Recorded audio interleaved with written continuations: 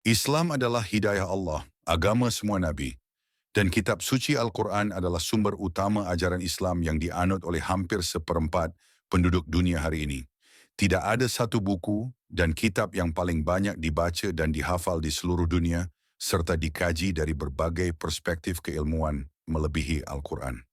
Sumber Al-Quran sama dengan sumber Taurat, Zabur, Injil, dan suhuf-suhuf yang lainnya, yaitu Allah Subhanahu wa Ta'ala, Tuhan yang Esa.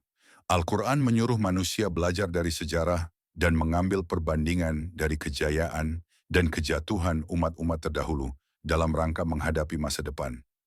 Pesan-pesan samawi dalam Al-Quran sejalan dengan semua tingkatan perkembangan ilmu, pengetahuan, dan peradaban. Umat Islam di masa lalu mencapai zaman kejayaan dan menjadi trendsetter kemajuan peradaban dunia dalam abad 7-13 M adalah karena mengamalkan api Islam, menurut istilah Presiden RI pertama Soekarno, yang bersumber dari Al-Quran. Al-Quran mendorong manusia agar mengembangkan kemampuan berpikir seimbang dengan kemampuan berzikir, mengingat Allah. Al-Quran menginspirasi perkembangan ilmu pengetahuan dan mengajarkan peran dan tanggung jawab manusia yang diberi amanah ilmu. Al-Quran sebagai pedoman hidup, manhaj al-hayah, menuntun umat manusia agar memperoleh keselamatan dan kebahagiaan dunia dan akhirat.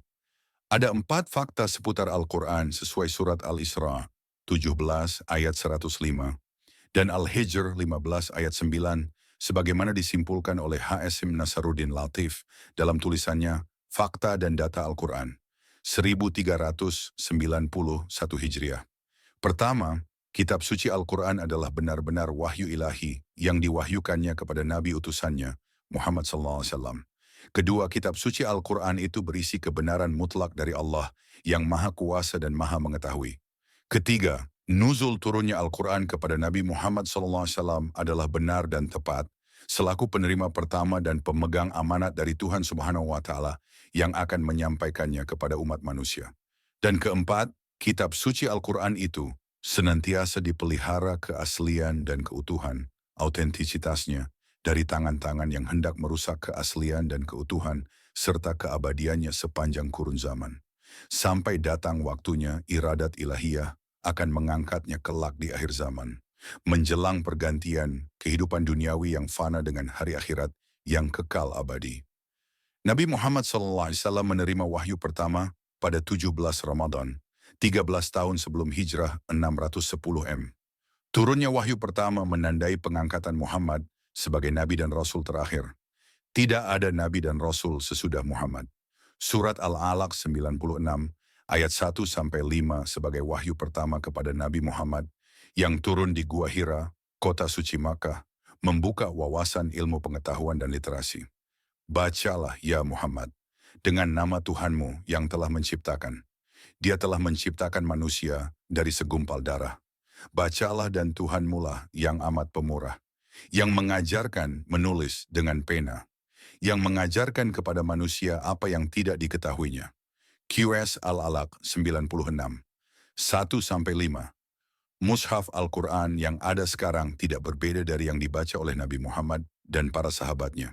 Susunan 114 surat dan 6.000 ayat Al-Quran diberitahu malaikat Jibril yang datang setiap Ramadan kepada Nabi Muhammad dan Nabi memberitahu para sahabat yang ditugaskan sebagai penulis wahyu. Mushaf Al-Quran dicetak di berbagai negara sesuai naskah induk Mushaf Al-Imam di masa pemerintahan Khalifah ketiga Utsman ibnu Affan tahun 644 sampai 656 Masehi. Copi asli naskah induk dikirim ke Mekkah, Syria, Basrah, dan Kufah, serta satu copi dipegang Khalifah Utsman di ibu kota Madinah. Naskah induk Mushaf Al-Quran kini tersimpan di Museum Istanbul, Turki. Seni baca Al-Quran dengan tanda baca dan qiraatnya, terjemahan dan tafsirnya, menjadi ilmu tersendiri di dunia Islam.